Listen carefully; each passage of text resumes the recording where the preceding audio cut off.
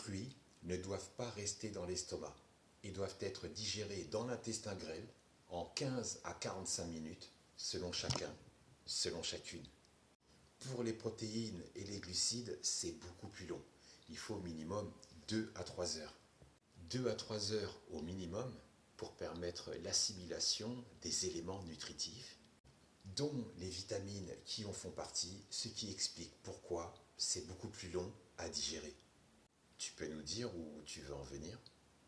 J'ai vu sur les réseaux des vidéos sur l'alimentation qui invitent à la réflexion et au questionnement.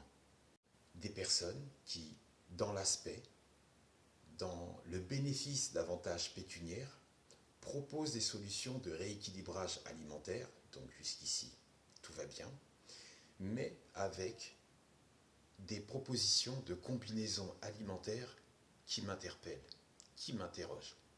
Donc toi aussi, tu aimerais faire payer les gens? Absolument pas. Cette chaîne, ce compte, cette page est conçue pour le partage, sans demander d'argent en retour. Jusqu'à présent, on échange sur différents points santé, différents points alimentaires, et chacun, chacune, est libre d'apporter ses lumières, son expérience et ses retours. Si tu ne demandes pas d'argent, qu'est-ce qui t'interroge réellement?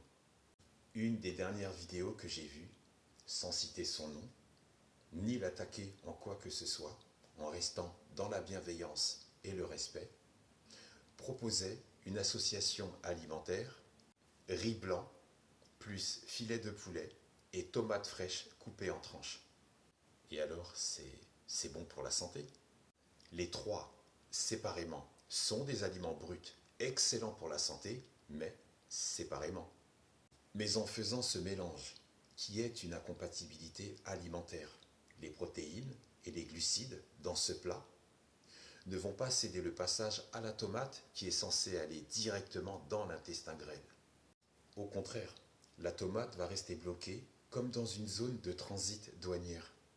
Aucun douanier ne va la contrôler, ni l'autoriser à sortir de la zone, ni l'autoriser à circuler, donc cette tomate est quasi condamnée. Quand un camion transportant des produits frais livre à un commerçant.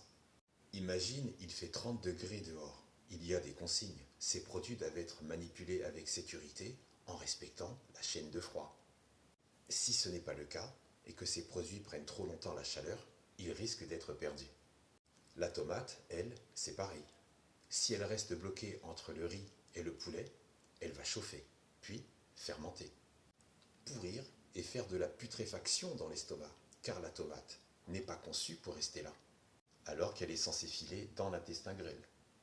Ton organisme n'est pas programmé pour garder un fruit dans ton estomac. Par contre, les féculents comme les pommes de terre, les pâtes, le pain, et les légumes comme le chou, brocoli, asperges, fermentent eux aussi dans ton estomac, oui, mais ton organisme peut accepter ce phénomène.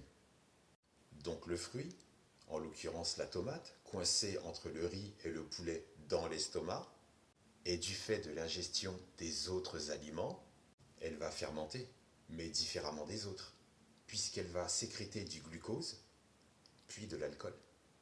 Donc une porte ouverte au ballonnement, flatulence, et une augmentation surélevée de l'hyperacidité de l'estomac. Le fruit ne se digère pas de la même façon que les autres aliments que tu consommes.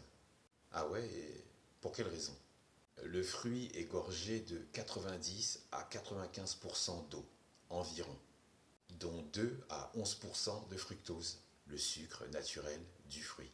Grâce à cette quantité d'eau, le fruit n'est pas digéré dans l'estomac, il y fait juste un bref passage. C'est comme la zone de transit des douaniers, on parle de circulation des marchandises. Ton fruit considère qu'il a un pass, un contrôle, une vérification, ça y est, c'est bon. Vas-y, circule et grimpe dans l'avion. Et boum, il file rapidement dans l'intestin grêle. Il n'y a donc pas de fermentation du fruit dans l'estomac après avoir été ingéré. Mais comment est-ce possible? Le pH de l'estomac est bas. Il est acide car il contient de l'acide chlorhydrique. Cette acidité empêche toute possibilité de production de bactéries. Et donc sans bactéries, pas de fermentation.